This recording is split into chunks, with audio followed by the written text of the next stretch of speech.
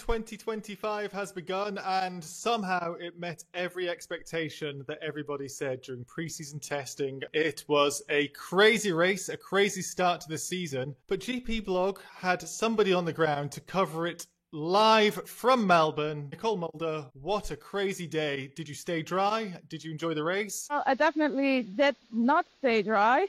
I got to watch most of the race in the pen because, of course, the first driver who crashed was before the race even started. And it turned out that Isaac Hajar's crash was only the beginning of many. And did you get a chance then to speak to each of the drivers as they prematurely ended their races? Isaac was absolutely devastated. It seemed like he'll be having a bit of a hard time getting over it.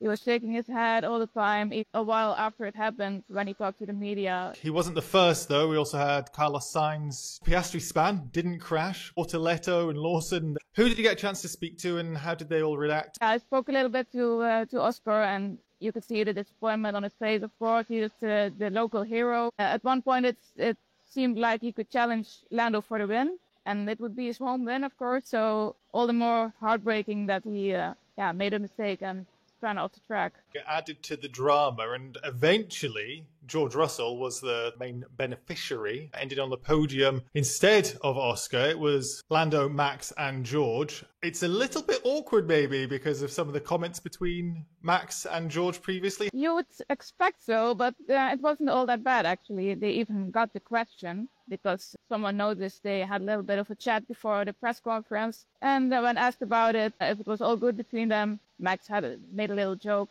He said, "No, it's shockingly bad." Then everyone laughed. George laughed, and he said, "No, it's all good." So apparently they're on speaking terms again, and they're good with each other now. One of the big things that made it so dramatic was the split strategies when the rain came. Now, Red Bull opted to leave Max out a little bit. Did you hear anything about the strategy call, the decision behind that? So after the race, I spoke to Christian Horner a little bit. I asked him about the strategy. Max was told to stay out last minute when Piastri managed to get his McLaren back on track.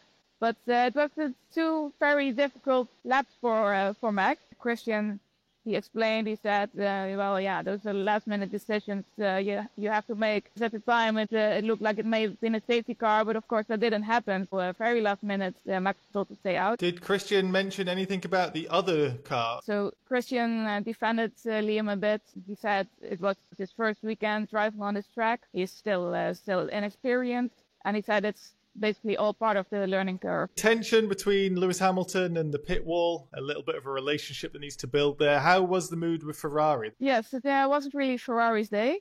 Yeah, and of course there was a little bit of chaos on his radio and his communication with his engineer. He seemed to be giving him all types of information Lewis wasn't really looking for at the moment. Lewis also explained after the race that he just didn't feel comfortable in the car. He didn't have confidence. The balance, stability was not good. And he said basically there were lots of things he wanted to change about the car going into China. Does that sound like it's just discomfort with the rain or the Ferrari as a whole? I think Lewis mainly sees it as part of the learning curve, but also today he just wasn't happy with the feeling in the car. And now he does have a little experience driving the car, and he knows what he's ready to build on. The amount of unpredictability, the amount of chaos, and it continued after the flag. The results changed. Mercedes, they decided to lodge a protest with the FIA, and it was upheld. Kimi Antonelli, he had a fantastic race. He was one of only two rookies, along with Ollie Behrman, to even finish the race. After a very disappointing qualifying,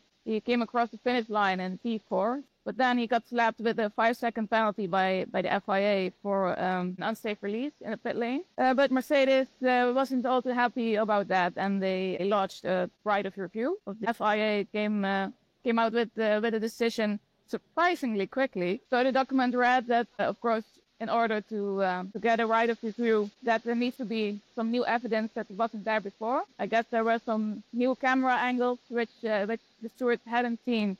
So they quickly decided that the penalty was not justified. They turned it back, so Kimi got his P4 back. It's just been such a chaotic weekend. Well done, Nicole, for covering it as well as you have. Thank you so much, and thank you everybody for watching. GP Blog will be back next week for the Chinese Grand Prix.